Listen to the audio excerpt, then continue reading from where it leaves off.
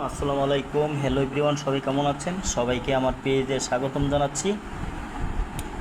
বন্ধুরা, আজকে এমন একটা জিনিস দেখাবো আপনাদেরকে, যেটার জন্য আসলে দুনিয়া পাগল, আর যেটা না থাকলে দুনিয়া অচল।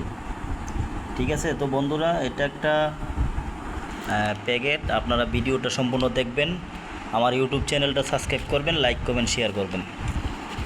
তো টাকার জন্য দুনিয়া